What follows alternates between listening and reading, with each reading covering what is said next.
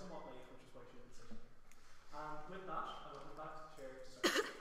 Okay, and our first speaker this evening, speaking to propose the motion, is Audrey Williams.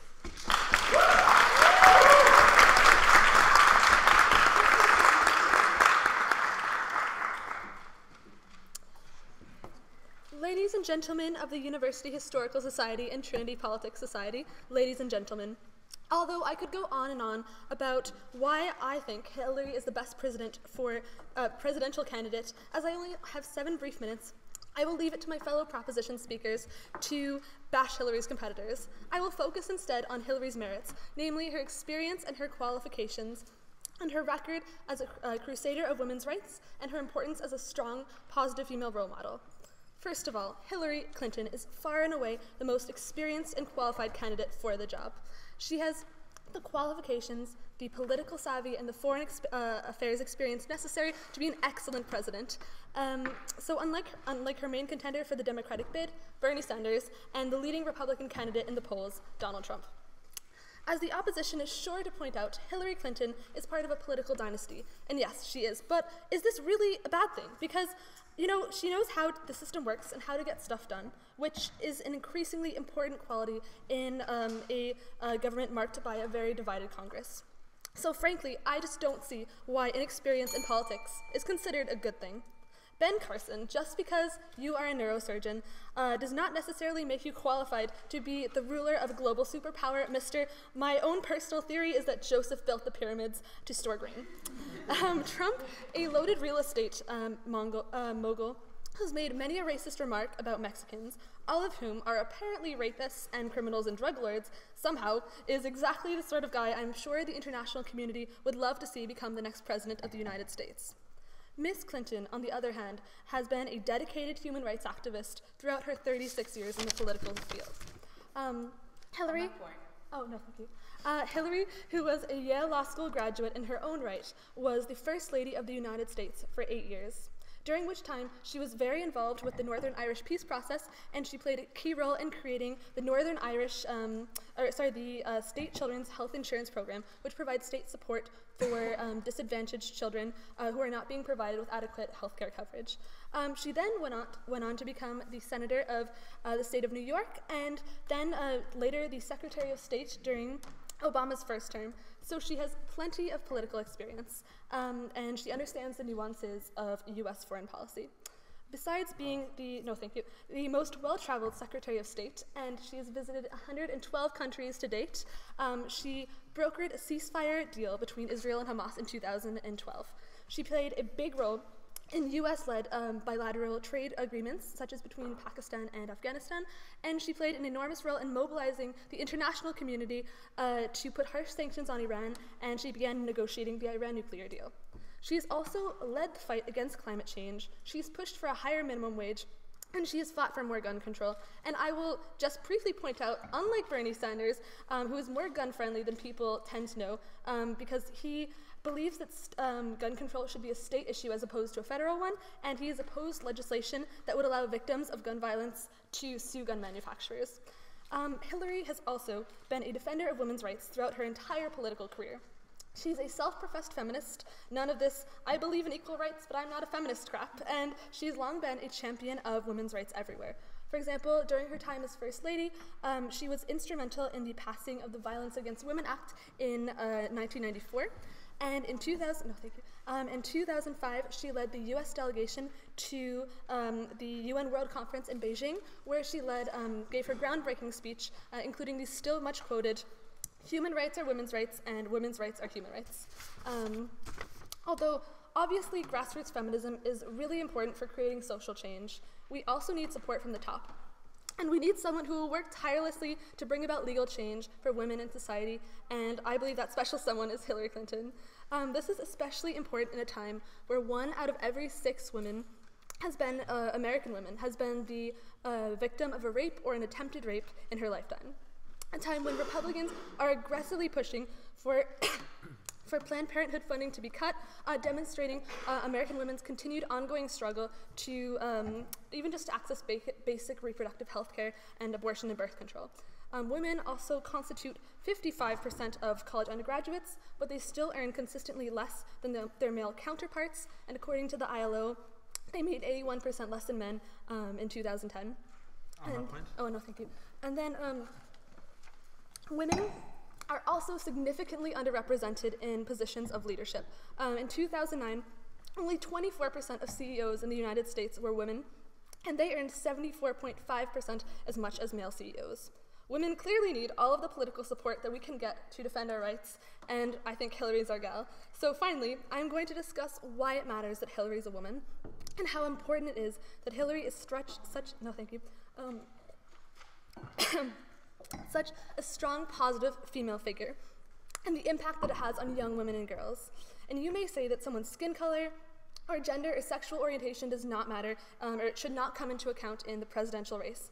And yes, in an ideal world where intolerance does not exist and discrimination does not exist, it wouldn't matter. But as we live in a very flawed world, it does. Just as it meant a lot to the African-American community when we elected our first black president, having a woman in the Oval Office would mean a lot to women everywhere. So the president is the face of America, so like it or not, their identity matters. And men do not just dominate the media and the business world, they also dominate the political arena. And even though women make up half of the United States population, they only hold 18.5% of seats in the current Congress. So talk about unequal representation. So I'm sick and tired of old white men telling me what I can and cannot do with my body. And we need more women in powerful, visible positions in the government who can encourage younger generations of women to get involved in politics one day themselves. And actually, it was it was thanks to Hillary Clinton, who has always been one of my own role models, who inspired me to get involved in politics myself. And she, thanks to her and my other favorite female politicians, that I decided to commute into Boston 3 times a week during my senior year of high school to intern for Senator Elizabeth Warren, and what led me to vote one very hectic month interning on Maura Healey's Attorney General campaign. And I have to say, never in my life have I felt more inspired or more empowered than when I was working for these women and seeing them in action, and it was a really positive, formative experience for me. And it was,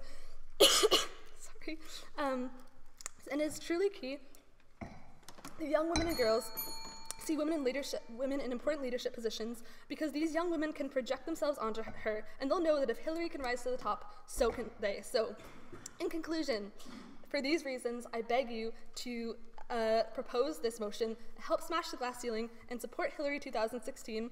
And for these reasons, that she's got my vote. Also, she really rocks that blue pantsuit. Thank you.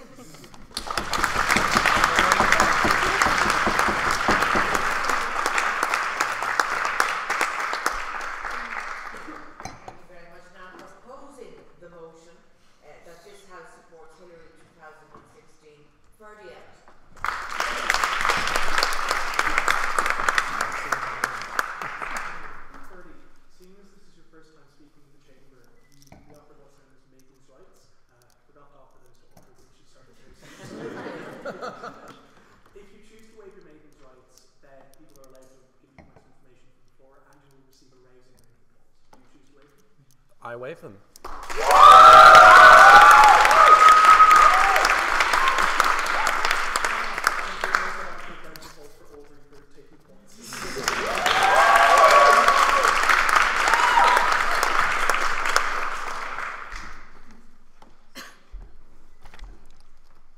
Ladies and gentlemen, Hillary Clinton is a great person.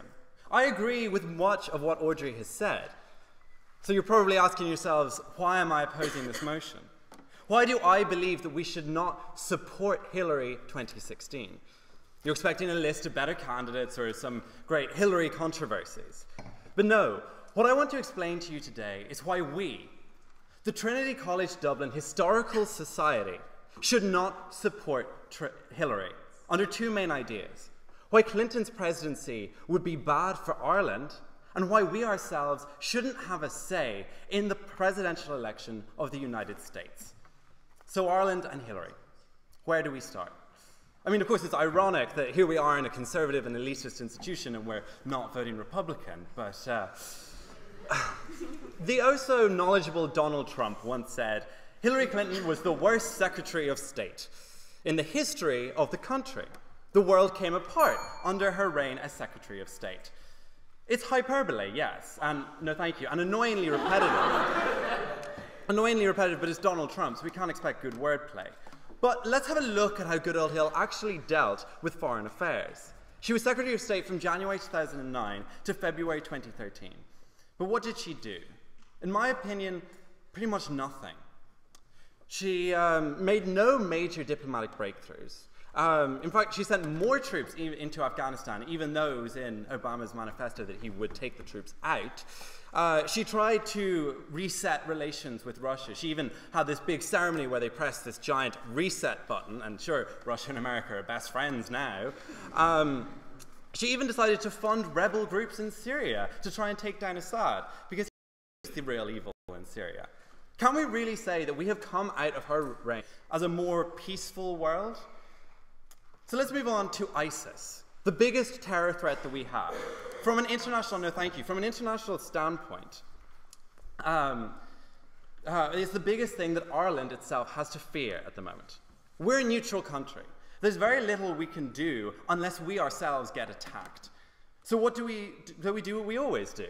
And we leave it up to the big guns, namely the US of A. So how is the problem supposedly going to be dealt with by the candidates? Trump wants to blow them all up. Oh, Donald. But Bush wants to declare war and harness all of America's power. Sanders wants the world to work together, learn from the mistakes of Iraq and Vietnam, and do what's best for the people of the Middle East. Bernie, you warm my heart. Clinton has said in a speech to the Council of Foreign Relations, it will require sustained commitment in every pillar of American power. This is a worldwide fight, and America must lead it. Because America is the great superpower, and wonderful at defeating conflicting ideologies with violence. Sure, look at communism. Although unlike Sanders, she doesn't want the world to work together, she wants to lead. She wants to look out for all the other countries ISIS is threatening. She wants to utilize their fear to help America stay safe. No, thank you. Eisenhower warned against the military-industrial complex, whereby the entire American society profits off war. Yet here Clinton blatantly announces she wants every pillar of American society to get behind the fight. To put it bluntly, she wants to go to war. She went on to say in the same speech, it's time to begin a new phase and intensify and broaden our efforts to smash ISIS. That starts with more effective coalition air campaigns, with more allied planes, more strikes, and a broader target set. So not only does she want to go to war and force every pillar of American society into a wartime spirit and turn the rest of the world, like Trump, she also wants to bomb them. As Audrey said, she knows how to work the system, yes. Do you really think we can do the Bernie Sanders thing, all hold hands on the campfire singing Kumbaya, and just magically make ISIS go away? I don't agree with that, but as I will go on to say in my second point, I don't believe that we should be standing here supporting anyone. We shouldn't be supporting Sanders, we shouldn't be supporting Trump, and we shouldn't be supporting Clinton. No, thank you. Can we, as the Irish people, really support a candidate who wants to start another war? If we are really staying true to our doctrine of neutrality, can we support Hillary? Here we are in one of the biggest societies, in one of the most prominent think boxes in the country, going against our nation's core beliefs. Because what? She's a woman? Because we should support her because she's something new? Fundamentally, she is incompatible with Irish ideology, and I believe it's impossible for us to support her for this reason. Audrey has rightfully heralded Clinton as a campaigner for women's rights, and I wholeheartedly support this. But I ask, what can she actually do as president that she cannot do now? Supposedly, she has more power, but the US have bigger fish to fry. I believe she won't even have time to genuinely take down the patriarchy. She may become a symbol, showing young girls that they can do it too, just like the sheer amount of young English girls who were inspired by Thatcher, or Irish girls who were inspired by Mary Robinson. The President of the United States is the most powerful person in the world. Should we really choose them based on the symbolism behind them? I'd like to ask you, has Obama really had an impact on American racism? So on to my second point, which is whether the Historical Society should support any of the candidates. Here we sit with our biased opinions. Some of us believing that we're smarter than many in the American populace, that, sure, who in their right mind is going to vote Trump? Sure, they're all Egypts. Hillary 2016 is a campaign for the President of America. We don't get a vote. Instead, we sit on the sideline and commentate as if we know what's best for the American people. So firstly, what are the problems with us supporting a candidate? We have many people online saying that we should vote Hillary without knowing any of her policies. Instead, purely the fact that she isn't a Republican and that she isn't a man. The majority of us here know her policies. We've done the research. But that isn't the issue. The issue is the online generation, the keyboard warriors, people who are willing to have arguments with others online over something they know very little about. As an Irish person, the majority of my friends don't have that much of an interest in American politics. I told them one fact that I'd found online during my research, that Hillary had told the media that her daughter was jogging around the World Trade Center during 9/11. My friends were shocked. Hillary's a liar, they claimed. You know, she shouldn't be president. And I thought, hey, job done. Of course, I soon found out, giving it more attention, that this tidbit wasn't in fact true. But suddenly, this one false story spreads. People are stubborn and argumentative. It's a pretty Irish trait. And we soon leave ourselves stuck with these people who are adamantly stand against Hillary because of one badly researched fact. Ladies and gentlemen, this is a problem. So what have I brought you today? Firstly, how Hillary's foreign policy goes against core Irish values. And secondly, how we shouldn't be giving our support to any candidate. Ladies and gentlemen, I beg you to stand with me and oppose this motion. Thank you.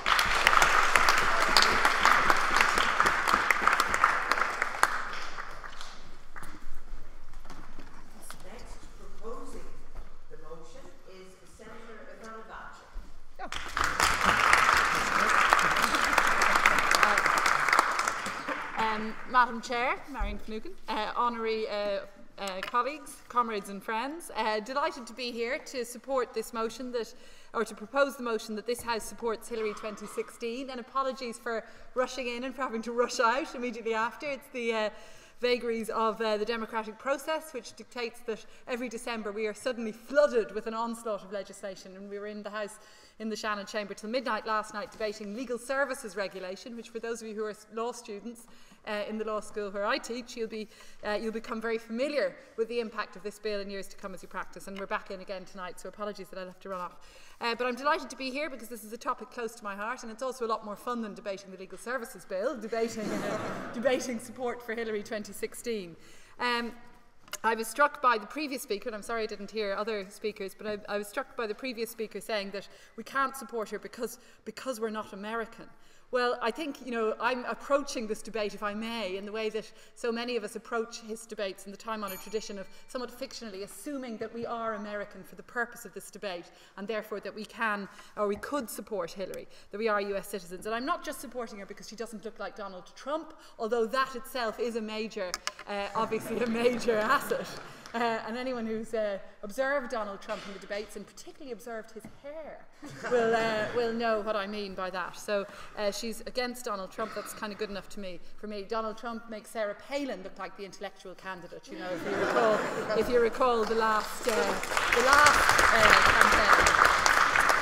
So I'm supporting Hillary not just because she's a woman, although gender is certainly a factor, and I'll talk about that in a moment, but because I think she'd be the best candidate for president of the US. And I have a track record of support for her because back in 2008, I wrote, in fact, a piece in the paper and was trounced for it on the basis that I wasn't American and therefore couldn't support her. But I wrote a piece saying that she was the better candidate, better than Barack Obama, better at taking on the Republicans and better at achieving change in America. And although the benefit of hindsight, of course, Barack Obama did see off the Republicans, did become indeed a two-term president, and I think has done a great job in many respects. But I still think Hillary is a superb candidate and has perhaps all the positive attributes that Obama has in being, well, Democrat and being on the liberal side of the Democrats, but also because I think she has, frankly, she has a more robust approach to taking on the opposition, and I think she will be better at tackling the huge problems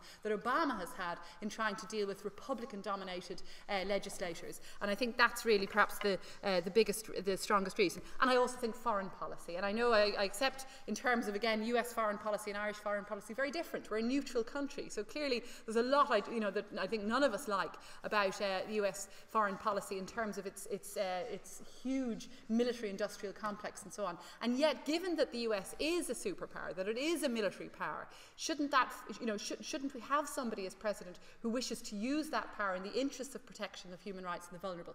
I opposed military intervention, for example, in Kosovo. I think I was wrong about that. I think, having been to Kosovo since then, I think it was hugely important to protect civilians there. In Syria, and I've talked to Syrian refugees here about this, in Syria we're seeing civilians, women, children being slaughtered by ISIS.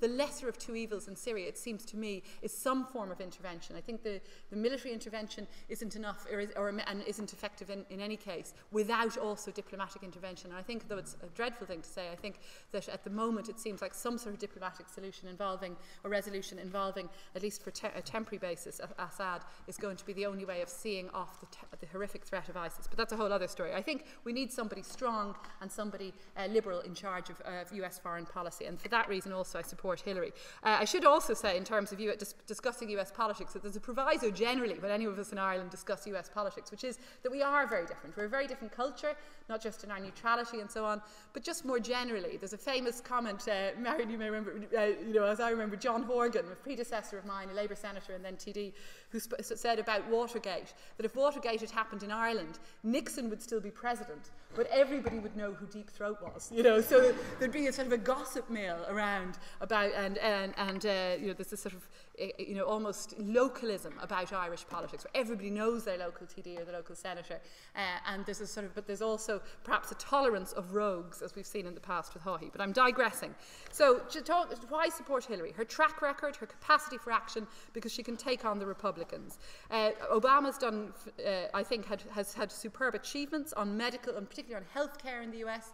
His comments and his movements on climate change, certainly very welcome. But as I've said, I think on foreign policy, we've seen, unfortunately, very much a failed record of Obama as a Democratic president, in particular in Palestine and, as I've said, on Syria, where US policy was frankly wrong and has now been recognised as wrong, because funding for the opposition to Assad, the so-called moderate opposition, has now been withdrawn by the US. They've stopped training that group of rebels because they clearly didn't have capacity to defeat either Assad or ISIS. So, I think Hillary will take, because of her experience as Secretary of State, because of the long experience she's had previously, of course, in the White House, I think she's going to be a better president in terms of foreign policy. And let's be frank also about our own self-interest. I think she has a strong, and there's no doubt in this, a strong track record of engagement in Ireland, on the Irish peace process and in Northern Ireland. And I think there's a self-interested element too, that if we can say we are Irish citizens and depart from the fiction of being American citizens for a moment, we can say that we have a self-interested reason for voting for Hillary.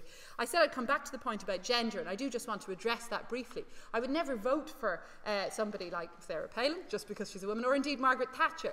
But I do think that where we have our Democrat candidate, where we're faced with a choice about where we would support a Democrat. Yes?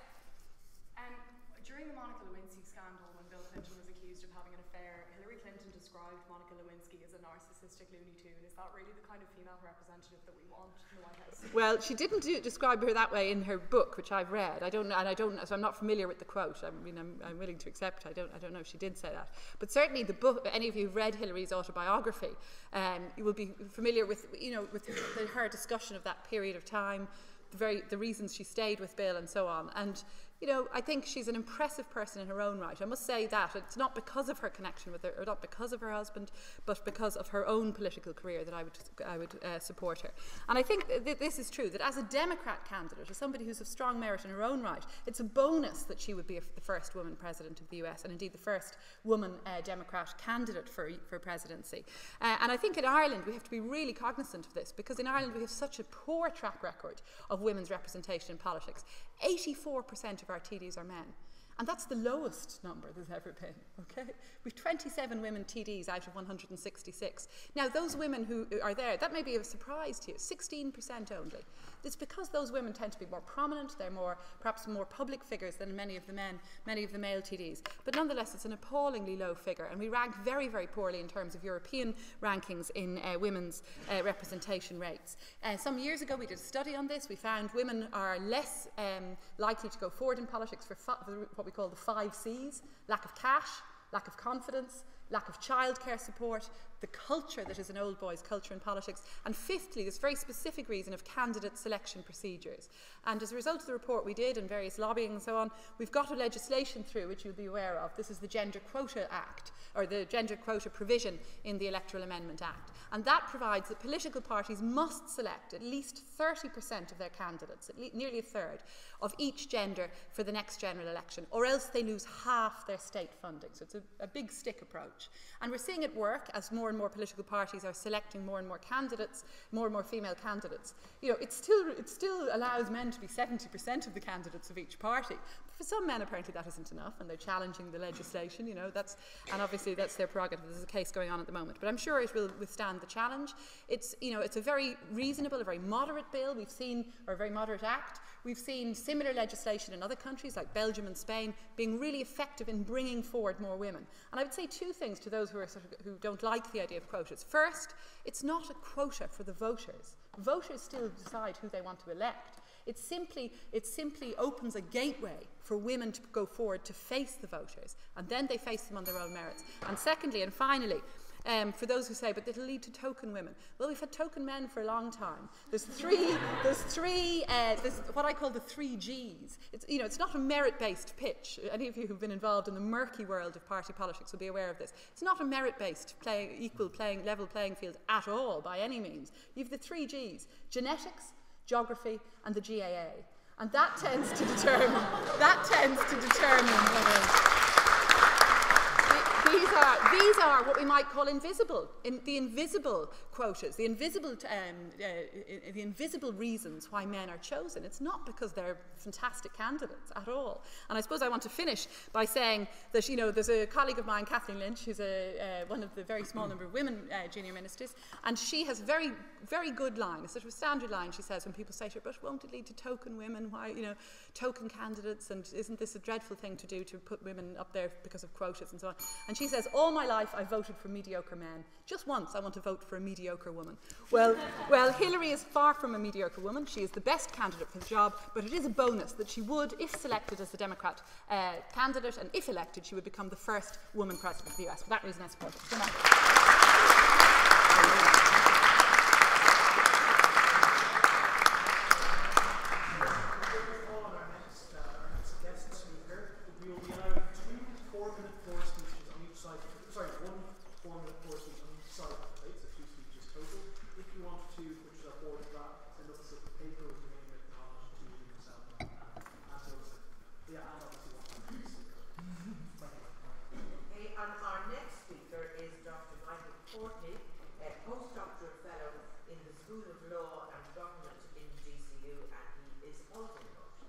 Thank you. I just want to state from the outset that I'm here by invitation of the HIST, not because I was raving against Hillary Clinton on Twitter, or I have some campaign or advocacy group set up against her and I want to stop her becoming president. I'm just here to oppose the motion as part of the debate. I have nothing against Hillary Clinton personally. These points don't reflect any personal views I hold towards Senator Hillary Clinton, the Democratic Party, or any other candidate in the running for the US presidency. Rather, I oppose the motion on 2 points. Firstly, just to put the cat among the pigeons, what she represents, and secondly, her policy positions. So a female president is important, first and foremost, to send a symbolic message that political power is accessible to citizens of either gender. With 227 years of male presidential leadership, we can only assume that something is structurally wrong with the path to the White House that diverts women away from the gate. Secondly, there is some literature that provides evidence that female politicians address neglected policy areas, particularly those that have higher salience for women, such as health and childcare. Third, women do politics differently. In that way, they are more collegial than confrontational. Less confrontational leadership in the US presidency is something to be welcomed. I know this sounds very supportive so far. Hillary Clinton is currently the best hope for a female president of the United States, though we would have said the same thing 9 years ago. Barack Obama's campaign was rivaling Clinton's at this stage of the process. So at this stage, she has no real rival, in my view. Despite some excitement over Senator Bernie Sanders' campaign, Hillary is leading the field of Democratic candidates. This time around, Clinton is, according to today's Real Clear Politics average, she is 25 percentage points ahead of her nearest rival in national polls, 9% ahead in Iowa and 3% in New Hampshire. They're the important states for early primaries. And according to the 538 blog, the value of Hillary Clinton's political endorsements, these are different representatives in Congress, governors and senators that support her, is her political endorsement, the value of her political endorsements is 225 times larger than those of Bernie Sanders and 450 times greater than Martin O'Malley's. I predict she will be the Democratic nominee and ultimately president. However, I must oppose the motion before the House. While Hillary Clinton's candidacy represents a breakthrough for women, it is simply more of the same when viewed through the lens of well-worn access routes to power and inequalities of opportunity for citizens of lower classes. The path of least resistance for women to political office is one carved by family relationships to previous office holders. Political dynasties are created by actors, voters and politicians responding to rational incentives provided by familial relationships. The first individual in the dynasty, usually a patriarch, creates political value for the family name. For voters, the name becomes a heuristic cue for quality, and for successive family members then, an asset to capitalise on in order to achieve office. The net effect of this political opportunity structure is that name recognition becomes a de facto requirement for office, which is not an outcome we, as citizens of a republic, should encourage. Even the rumour of a current or former politician's relative running for office causes other political resources to begin flowing towards that individual. These resources include endorsements by other politicians and monetary donations. From the very beginning, dynastic candidates have an advantage over politically unconnected candidates. While the presidency of Barack Obama provides welcome proof that a relatively inexperienced and unconnected politician can successfully challenge a dynastic machine, the deck is stacked against outsider candidates. The media and wider public tend to give dynastic candidates disproportionately more attention and coverage. Again, this is a rational activity, as the dynastic candidates stand a better chance of winning. As you can see, this creates a feedback loop entrenching the advantage of politically connected citizens. Leaving aside the dynastic advantage, Hillary Clinton represents another stereotypical politician owing to her professional background as a lawyer. Now, I have nothing personally against well-heeled female lawyers, but lawyers are the dominant professional background of representatives in the United States. While Alexander Hamilton argued that even a pool of politicians with limited diversity of background should be sufficient to represent the interests of all classes of men, I think we can all agree that that is unlikely to be true. Political theory has developed since Hamilton's time to a general acceptance that diversity of backgrounds among politicians is desirable in a healthy democracy. Subgroups of citizens must be present in the political arena, according to the theorist Anne Phillips. This argument is frequently used to justify quotas for female candidates and greater support for female candidates regardless of ability and experience. But gender is the visible democratic deficit in modern politics. Social class, on the other hand, is the invisible deficit. Despite her claims to be a champion for the American working class, supporting Clinton's campaign is to support traditional inequalities of access to political office. Research published this year in Political Research Quarterly has shown that members of Congress with working class backgrounds are more likely to cast roll call votes for policies expanding opportunities for low-income families in healthcare, food aid, the minimum wage and higher education. 40% of Americans have at best a high school diploma, while the similar figure for members of the House of Representatives is 5%. As with the political opportunity structure facing women, the structure facing lower class and lower educated citizens is arguably even more unfavourable. Hillary Clinton's candidacy reinforces unequal access to power. Hillary Clinton's legislative and executive experience exceeds any capability requirements one may think of to hold the presidency, although the consent of the people is the only formal requirement. She is more qualified to hold the office than her predecessor was when he started. However, it is often difficult to reliably establish where she stands on some key issues. She has travelled a long ideological distance since her days as a conservative teenager. It is a sign of wisdom to constantly challenge your own beliefs and have the confidence to publicly state that your position has changed. However, when you do this as a national level politician, it becomes difficult for the public to discern your true position. Hillary Clinton voted to authorise the Iraq War in the first instance, but she has since regretted that decision. Hillary Clinton has previously opposed full gay marriage, though supporting civil unions, but has since become a full advocate for gay marriage. Clinton's ideological journey seems to have gone in a more conservative direction on the issue of the death penalty. Despite launching her law career on saving a man from death row, she has recently stated that she supports the retention of capital punishment in the administration of justice. While she states this support should be reserved for the most extreme cases, it is unacceptable to most liberals to tolerate the exercise of the death penalty. One reason we have the state at all is to administer justice in a proportionate rather than absolute sense. Eye for an eye is a religious doctrine and has no place in the world beacon of democracy. Complete opposition to the death penalty should be a basic requirement for any Democratic candidate for the presidency. Holding out support for the death penalty is incongruent with a recognition of the racial inequalities reinforced by the American prison system and her promise to address these inequalities as president. In conclusion, this House should oppose the motion to support Hillary Clinton's campaign for president. Her policy positions are at best not sufficiently liberal for most Democratic supporters and are at worst opportunistic. She comes from a privileged background typical of most politicians in the US.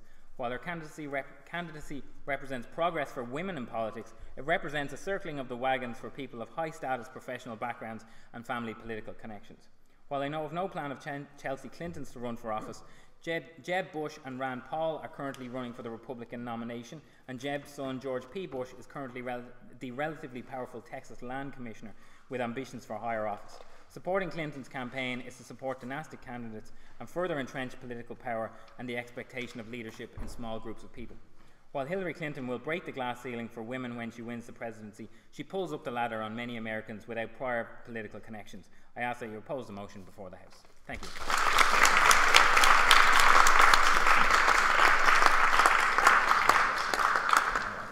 Now, our next speaker is Managing Director of the award-winning firm Paul Allen and Associates and Public Relations expert Paul Allen.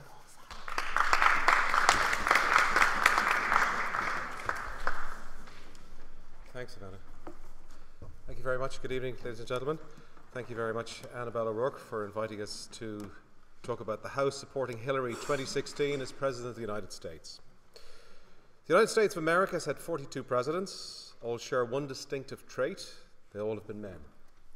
Progress has been made, of course. We currently have the first black president, well over 200 years since George Washington was elected in 1789. And now we await the final frontier to be broken, the election of America's first female president, Hillary Clinton. Yes, she can. So why Hillary? Because she's the real deal, and that's the true fact. Hillary is one of the most accomplished people ever to run for the presidency, with over 40 years of public life. She's a consummate politician. Her actions are rooted in well thought out strategies. Her words are chosen carefully, and her policies are crafted through experience and passion and democracy for all. Also because she knows defeat. The American political leader Robert Greene Ingersoll said, "The greatest test of courage on earth is to bear defeat without losing heart." And Hillary has heart, and she certainly has passion. She's also gained through her experience, she's learned the value of working with rivals, the importance of compromise to achieve goals, and vitally important not only in American politics, but in politics on the world stage. She has authentic experience, and over 4 decades, Hillary Clinton has become a certain force in public life, having experienced firsthand many political events. And this week particularly is a very historic week in Irish history in terms of the Northern Ireland peace process. She was there for the Northern Ireland peace process. She was there for 9/11. She played a role in the search and discovery of Osama bin Laden.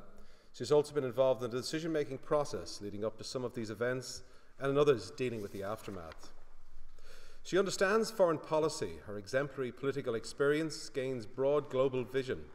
As she served as Secretary of State under the Obama administration, her experience is critical. The experience is given the fact that the next President of the United States will have to work very closely with Putin and the rapid rise of ISIS and the threat to world peace. No candidate, either from the Democrats or the Republicans, can boast of such qualifications in the role of President. However, let's understand one thing. Hillary Clinton is not her husband, nor President Obama. She's not either running for a 3rd term, she's running for her 1st term. And I will say it again, Hillary Clinton, yes she can become President of the United States. So why should we care, and why should we care about the American President here in Ireland? You should care because, like it or loathe it, America's economy, its foreign policy and its culture deeply depends and affects us here in Ireland. While we are a nation of people who often sneer at America, the worst thing is to paraphrase Hillary that can happen in any democratic society. And she says, is to become cynical about the future is about losing hope.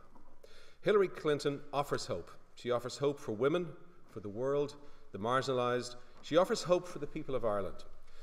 20 years ago, as I said this week, Hillary Clinton visited Ireland and her husband, President Bill Clinton. No president before Clinton ever truly invested energy to resolve the Troubles. However, one of her key advisors in the decision-making process to focus on Northern Ireland, above many others pressing him to look in other areas, was Hillary, who saw the political potential in Ireland and the potential for peace in Ireland.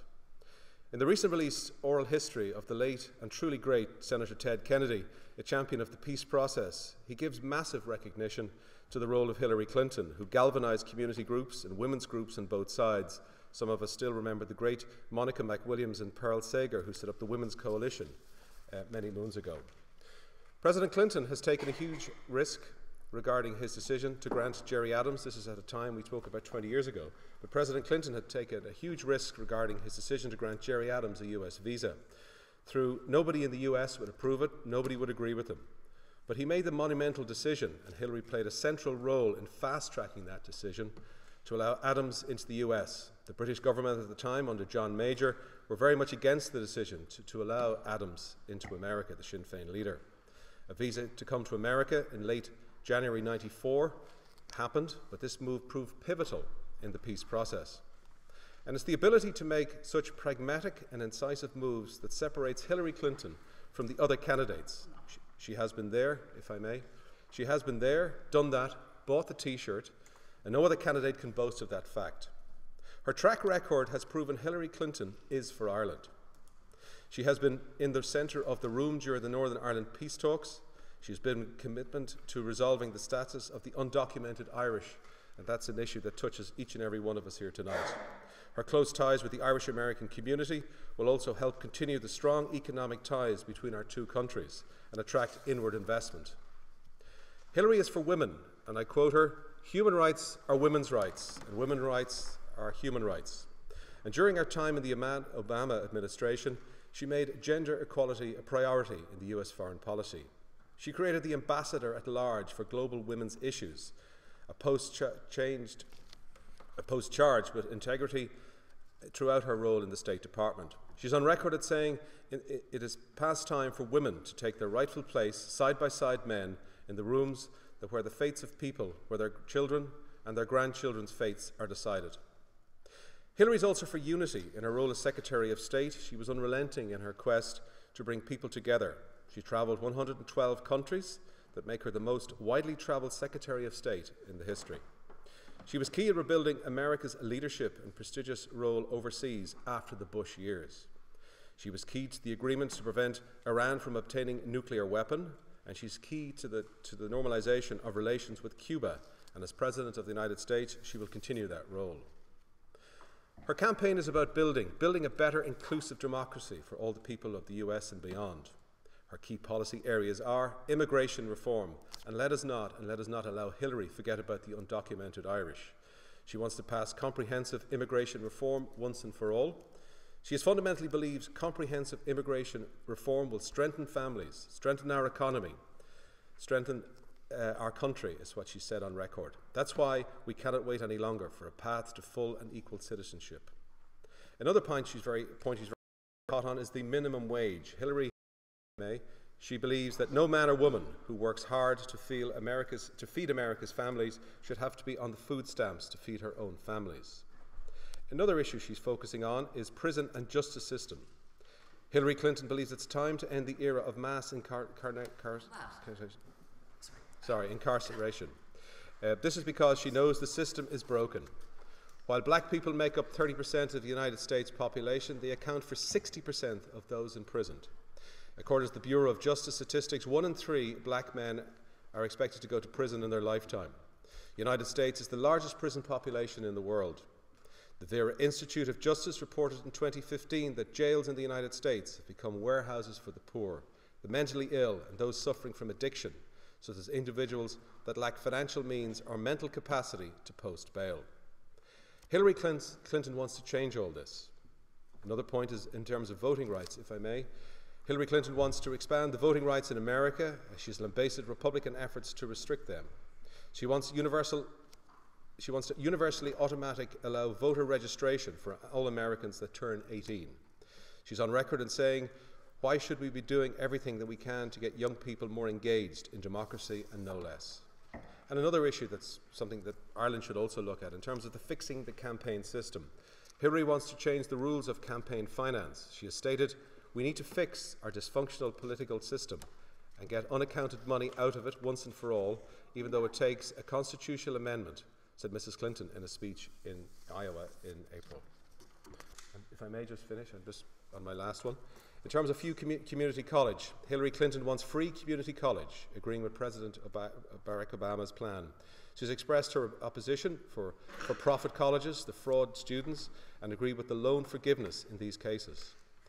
Mrs. Clinton has also been working on a student loan reform, which she expects to talk about next Saturday in New York.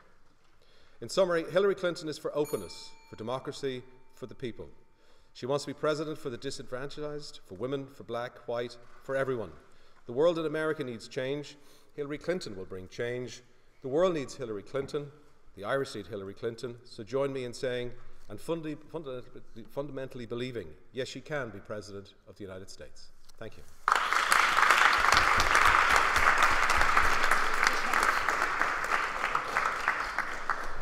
So we decided on the two floor speeches. So speaking on proposition, we will have Ronan McGullagher, and on opposition, we will have Siobhan Young.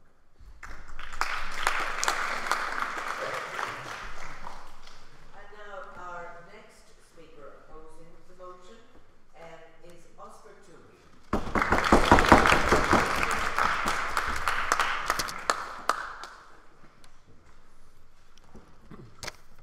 Ladies and gentlemen, tonight people came here to see a clash of ideology, to look at Hillary Clinton and her policies and her facts and her ideas and see where she is fundamentally wrong as a leader, where she is the wrong person to lead America into the next great century. Many of you who know me will know me as this old, crippled man who pulled his back out trying to stand up a minute ago. A good Republican riddled with phlebitis. Even I believe Jeb Bush is a commie in sheep's clothing. But I put it to you tonight that you stand with the Republicans far more than you agree with Hillary Clinton. You stand far more tonight with the Republicans, and I put it to you in this room that you are Republicans, and that you will, by the end of my speech, I will have convinced you that conservatism is the way forward for this thing. Let's talk about Hillary Clinton, because you have been lied to tonight about Hillary Clinton. Hillary Clinton, we've talked about Hillary's record, about how brilliant, about how brilliant this record is. What is Hillary Clinton's record? Her record as Secretary of State is one of the architects of Obama's foreign policy. One of these things involves the drone strikes on children. That was a great idea and a great thing that we should have as Hillary Clinton. One of the things that Hillary Clinton has done is supported the introduction of more troops, the continuation of war, the continuation of in places such as Libya, a continuation of perpetual things and funding more troops into Syria.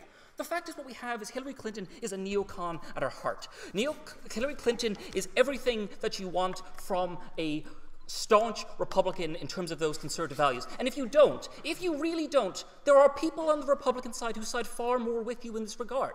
Senators Ted Cruz and Rand Paul both oppose military action in Syria because they say it's not the US's job to go around the place bombing these things and being the policeman of the world. There are people on the other side of the aisle who stand with you. On points about how Hillary Clinton is this great human rights activist, about how she has stood up and, ultimately championed the middleman forever. She opposed gay rights. She opposed, women who stood up and accused Bill Clinton of sexual assault. She said that they don't have a right to be believed whatsoever. She was part of an administration that, fundamentally oversaw the mass incarceration period, for, drug offenses as part of Bill Clinton's thing, where she went out and pretended to be the good little mother, being I'm so scared about all these drug criminals and all this kind of thing, right? The fact is that Hillary Clinton has stood up for some of the worst policies in US history. Hillary Clinton stands over these things today and refuses to acknowledge that she has actually dealt with them. The fact is that what we have here is an architect of chaos, an architect of ruin for the United States. Because I don't care about dynasty. I don't care about this idea of that, oh, well, she shouldn't be elected because there's this dynasty or things are going to, it's just another person on the thing. No, she shouldn't be elected because she's the wrong person to lead the country. One of the greatest arguments we've gotten tonight is that Hillary Clinton should be president because she'd be the first woman president. And that would be a great thing for America. Because I remember in 2007, on the day in November when Barack Obama was elected, that racism ended in America. I remember the day that black people were never discriminated against again. I remember the day that everyone was able to pick themselves up by their bootstraps, and the fundamental systems and problems that one might have in a structure such as the United States were completely thrown out in a single motion, swiftly and quickly. The fact is that Hillary Clinton does not represent this mass change that you're talking about. What she represents is what she has represented for years. Things like the death penalty, things like gun control. If you like Hillary Clinton, great, you're already a Republican. If you don't like Hillary Clinton, you're also probably a Republican. Because what the Republican Party, no thank you. Because what we have in the Republican Party, no thank you, is unlike the Democrats, a genuine fundamental fight for the future of America, and a genuine fundamental argument about the direction that it should go. When the Tea Party revolution happened in 2010, you saw people on every side of that political coin. Libertarians such as Rand Paul, you saw traditional Republicans such as Marco Rubio, and you saw more evangelical types such as Ted Cruz coming to power in these particular regards. What we have now on the Republican side is candidates who represent the very concept and ideals of conservatism. The idea that maybe it's okay, yeah, I'll take it, sure, why not? Yeah, given that half the candidates don't believe in climate change, is that really the kind of person you want running the town?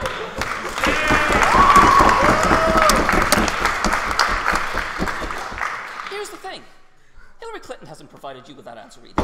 You just literally stood up and said, oh, well, I believe this, therefore Hillary Clinton should be elected. No, the fact is what you've said is what we have here is what we... Okay, let's talk about this. Let's talk about what a president can actually achieve. Let's talk about where the president is most effective and most important, and that's in terms of foreign policy. Is Hillary Clinton the person that you look to in terms of foreign policy? Is Hillary Clinton the person who fundamentally represented the best interests of the United States and the world abroad with mass bombing programs, with drone strikes, with continual interruptions within the Middle East? Is that the kind of person you want this thing? And by the way, that's a lie, the idea that the Republicans don't necessarily believe in climate change. There are some crazy people, and there are crazy Democrats too. It doesn't mean that every Republican should be defended or every Democrat should be defended. But the fact is they say that it exists. For example, Marco Rubio says it absolutely exists, but I'm not willing to put all of these things because scientists cannot give me fundamental things and solutions to these things. They can't tell me what steps I can personally take as president to reduce the fundamental, to fundamentally reduce the damage that is done by climate change. What he has stand up and saying is, well, I'm not going to cost American jobs for that particular purpose. The fact is what we have from the Republicans is a fight for conservatives. And I put it to you this way. The idea of conservatives is not mustache-twirling villains that you might like to believe that they are, because it's a very simplistic image and a really nice way to sort of believe in them. But when you actively look at their policies and they actively look at what they stand for, many of them stand with you on issues that you fundamentally support. Many of them are the people that you would like to see leading America in the future. The fact is that the end of the last century has not seen the great improvements. America has to take a step forward. You should look towards these conservative leaders who have dreams and have ambitions and have ideas about how to fundamentally change things that work in America. There's nothing wrong with stating a fundamental system where, people work hard and can get to the top. That's where they stand, fine. That's what they believe, fine. They think government is bad, fine. That's a legitimate stance to take. It's not that they want to destroy all poor people and eat them. Ladies and gentlemen, you should fundamentally reconsider where you stand. You shouldn't just blindly accept Hillary because that's what you've been told by Jon Stewart. You should simply accept for once and for all that maybe, just maybe, some Republicans are worth listening to.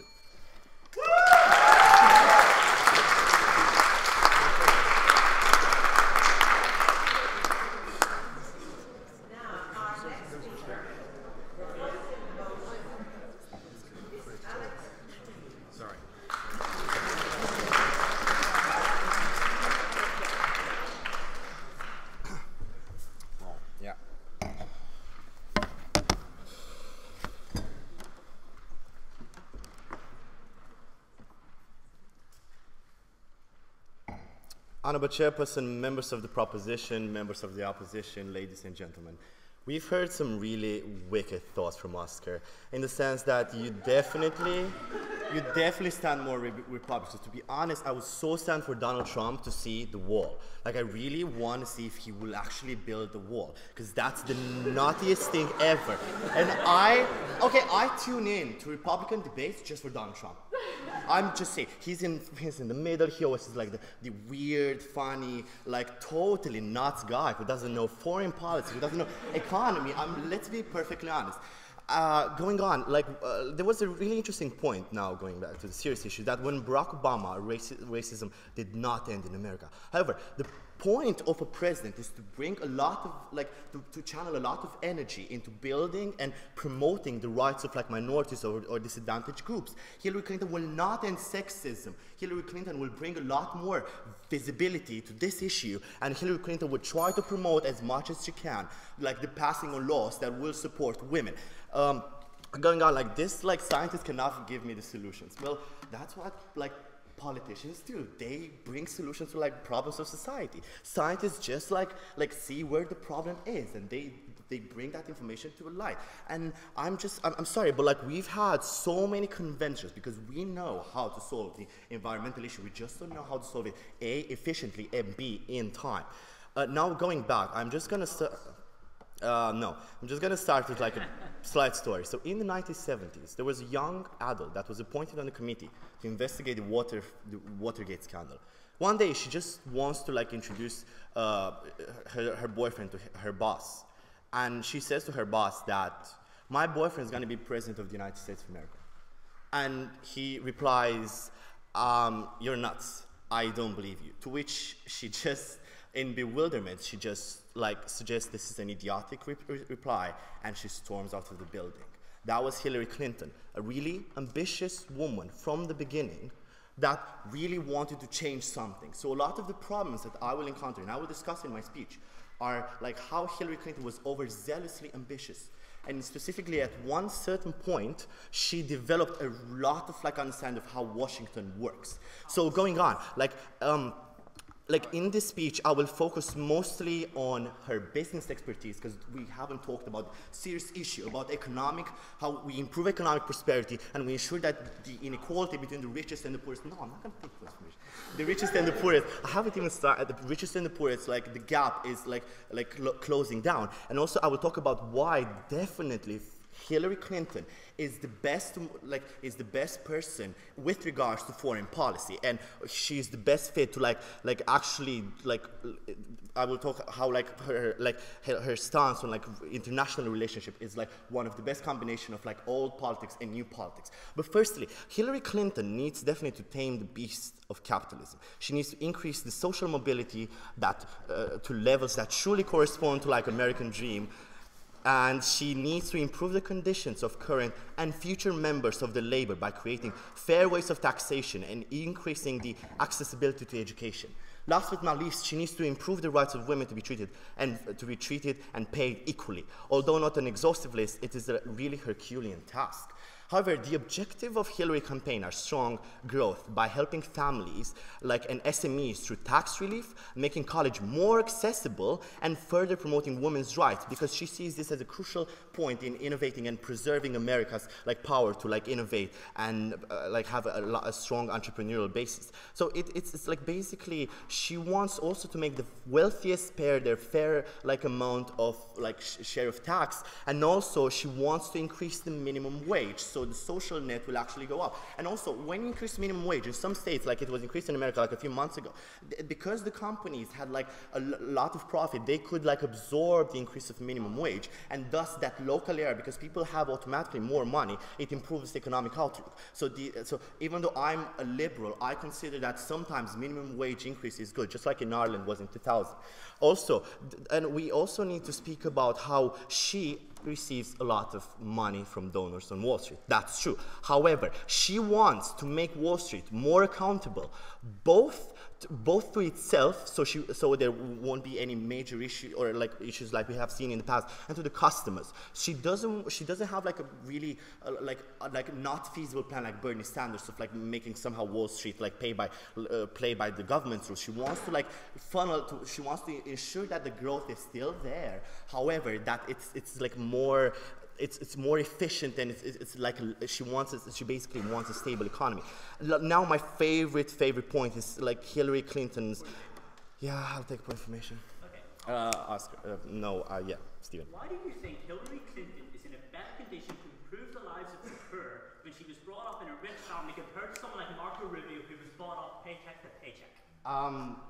Hillary Clinton, and I will also want to address another point when we address this. Hillary Clinton was born in a middle-class family. And Hillary Clinton, and she is really fit, because it doesn't really matter why. She is really fit to address like the economic issues. She also exercises a lot. I mean, like, come on, guys. But going on, and also like there's an argument that she's a part of the dynasty.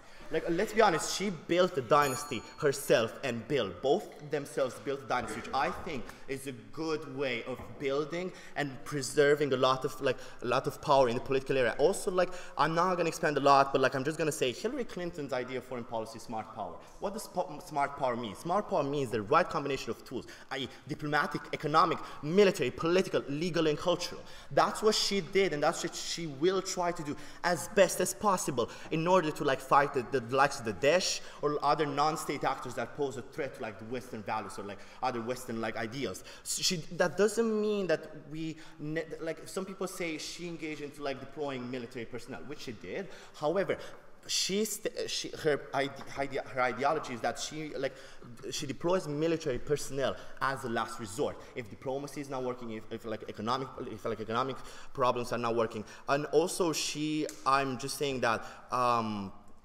There's a lot of we live in a really globalized world. Hillary Clinton is best fit because she has had lots of experience and she has a right idea of how and why to tackle economic issues, to preserve everyone's interested to preserve a peace and preserve innovation. Going back also to like the economic model, we need some leader, a president who knows how to to properly engage with like all the conflicts over there in order to like better preserve the interests of like businesses worldwide. I beg you to propose.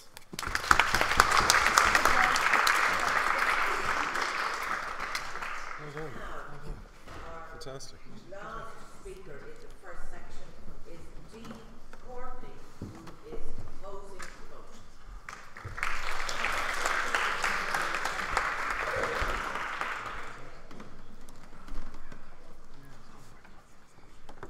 Three things. Hillary Clinton is a sexist, a Republican, and a war criminal.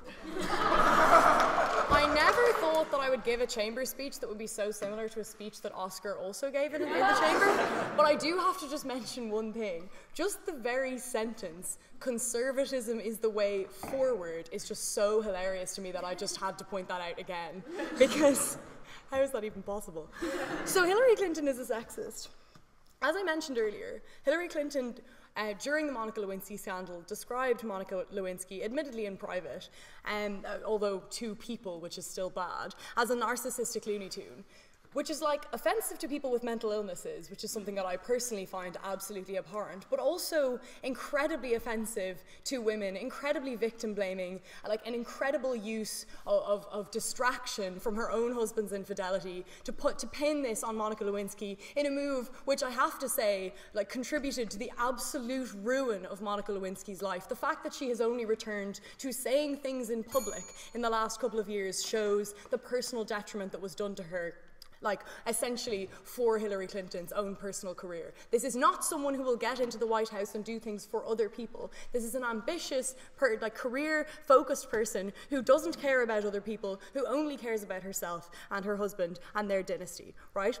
And the idea that, like, oh yeah, in her book, she has quite a good spin on it. Of course she has a good spin on it in her book. When she wrote that book, she knew she was running for president. Of course she wants to come across as the nice wife who doesn't blame the person who had an affair with her husband that much, just a little bit. But moreover, she didn't just blame Monica Lewinsky for this. There's victim blaming scattered all throughout her career. Even as a lawyer, She used targeted insults and slanders to a 12-year-old girl who was raped in order to get a lighter sentence for her client in that trial. Look it up. The things that she said in that trial are truly harrowing. And yes, maybe she was zealously representing her client. Maybe she was doing what a good lawyer would do. But if that's what a good lawyer is, maybe a good lawyer shouldn't be president, because that is not what a good president does. Hillary Clinton is a sexist.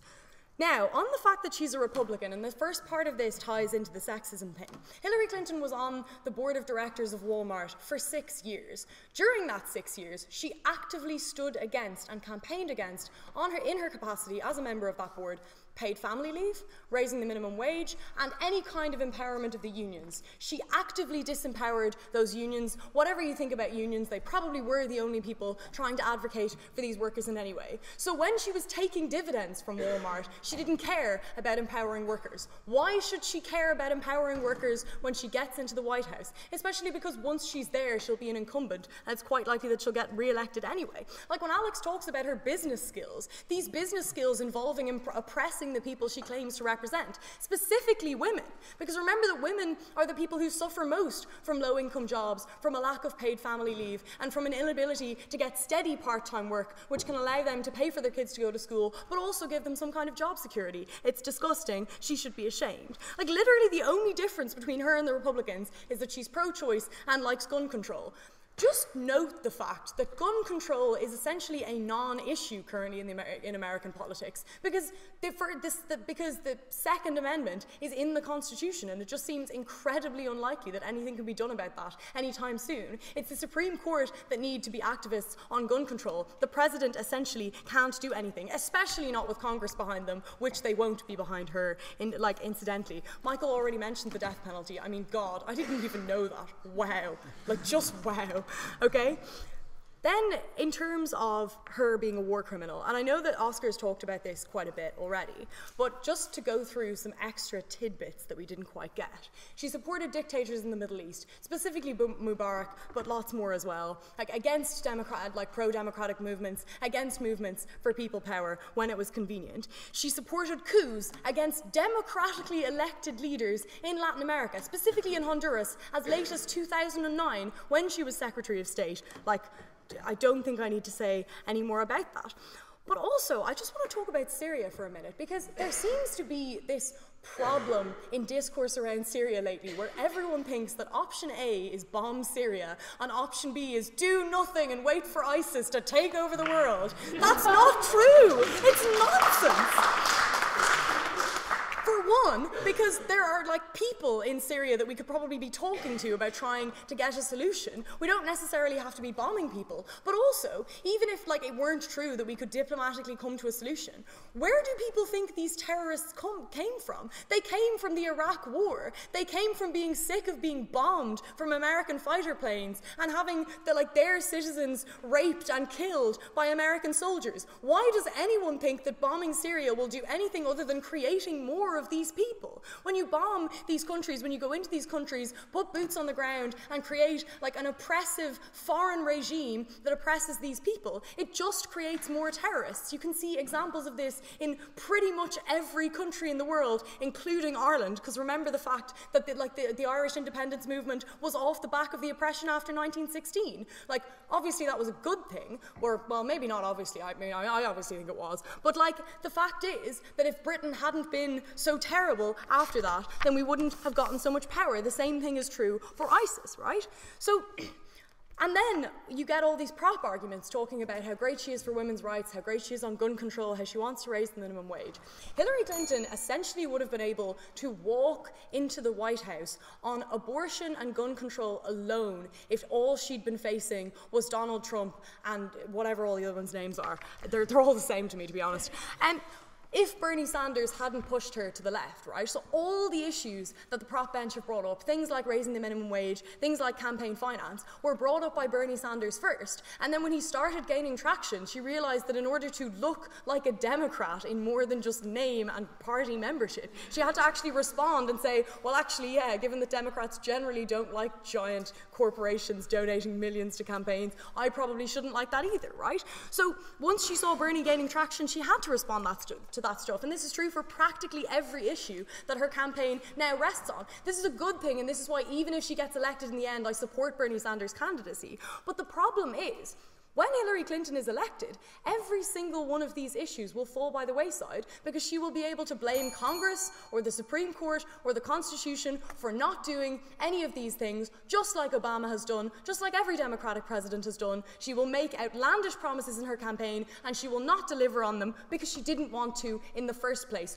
Look at her actual record, not the record they say she has, and you will believe that too. I beg you to oppose.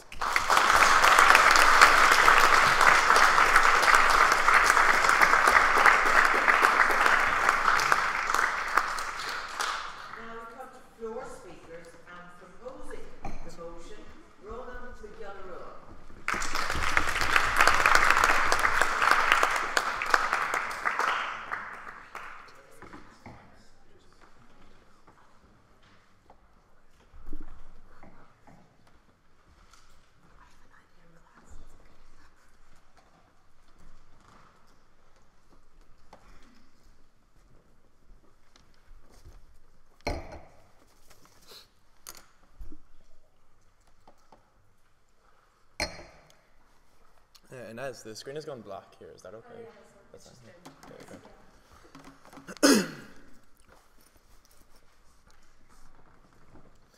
Ladies and gentlemen, Dee branded Hillary Clinton a sexist, a war criminal, and a Republican.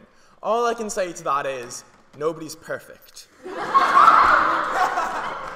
comparative in this debate is not, is Hillary Clinton the perfect image of a candidate that you would have for president? It is Hillary Clinton better than all the other candidates? So that's what I'm going to talk about. So just the sort of first comparison I would make is to the Republican Party, which I guess to some extent has been made by Oscar. To that, I have sort of 7 good reasons you shouldn't vote for the Republican Party. They are Jeb Bush, Ted Cruz, Rand Paul, Donald Trump, Ben Carson, Carly Fiorina, and sorry Stephen, but Marco Rubio.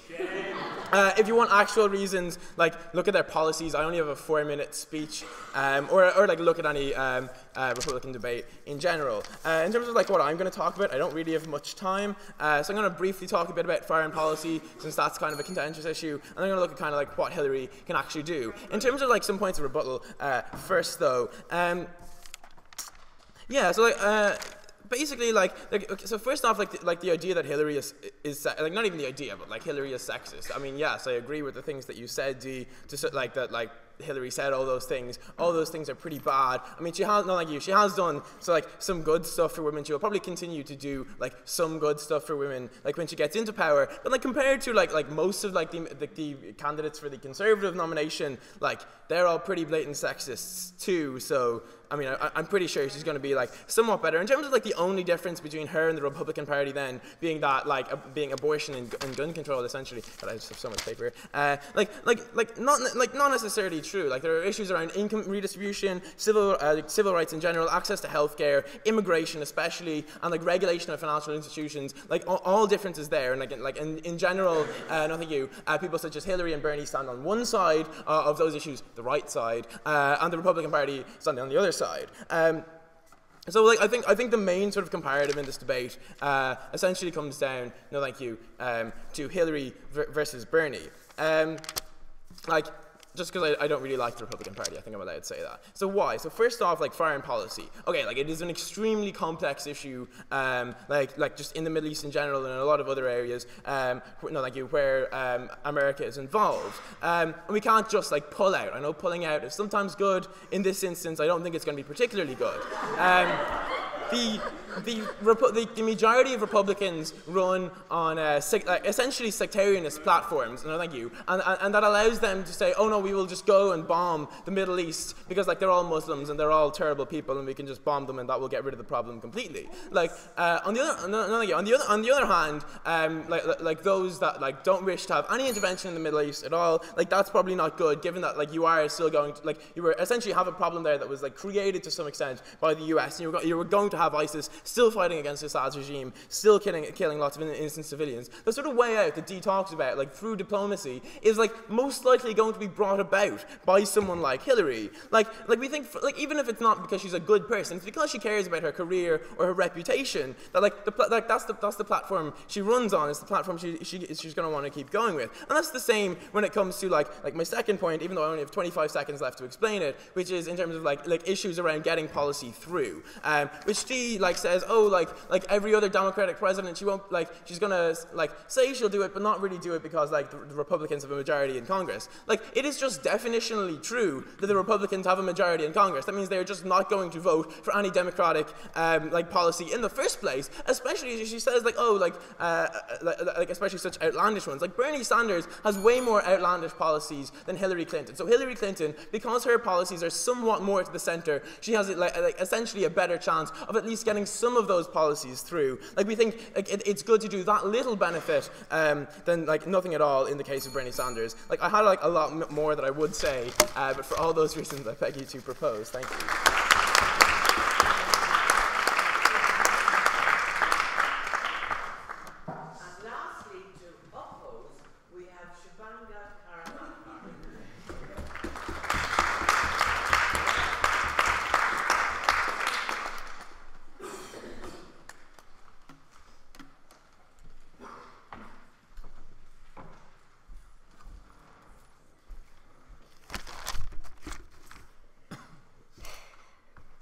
So many words, so little time, so little of an argument to take down. This is going to be great.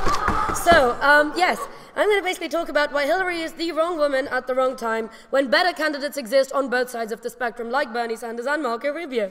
I don't need to prove even that they are better. I just need to prove that she is not the right woman. And so, to this effect, 2 points of clash.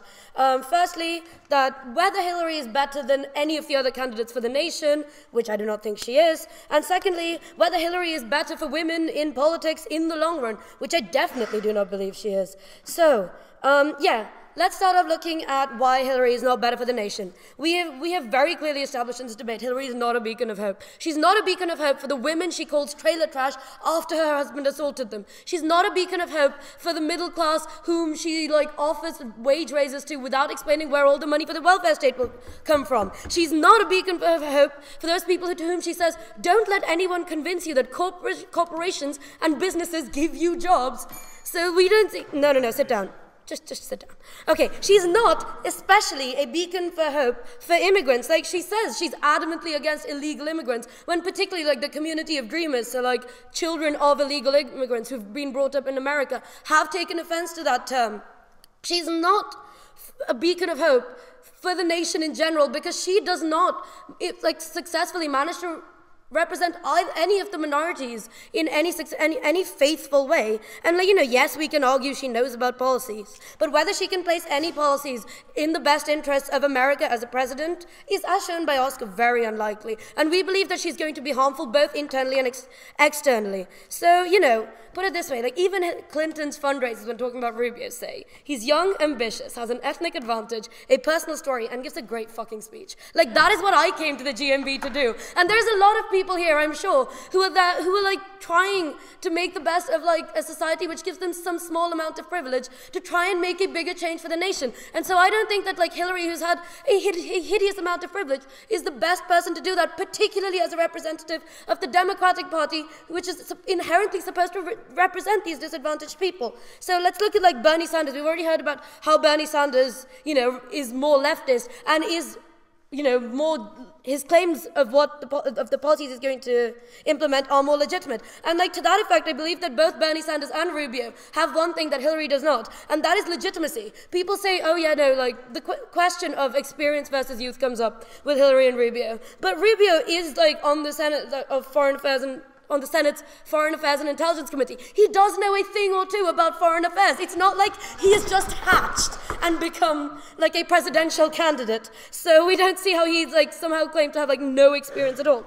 Okay, yeah, and also like he's youthful, and he's one of those immigrants who comes to a country and sees like the privileges it affords him, and he would like to preserve that. So we think he's a perfectly viable candidate. Like Hillary's catering voters whose lifespans are probably shorter than her political involvement, and like she doesn't do it well, and that's why we think she's endemically unrepresentative. Okay, but let's look at why Hillary is specifically harmful to women in the political process in the long run. Firstly, it allows her election allows the people fighting for equality to take a back seat because, oh no, we've already got a woman in power, and this ignores the issue of political dynasties entirely because we know that that is where she gets like a lot of her funding, that is where she gets a lot of her like political propaganda out there. So like the harms of this specifically are that this will lead to a failure in making politics any more inclusive for women in the long run, because most women who would like to run in the presidential election or be involved in politics in general are not from her socioeconomic background, can't and shouldn't have to marry into political dynasties. And you know, for these people, this will bring like this feminist movement to a grinding halt in terms of bringing women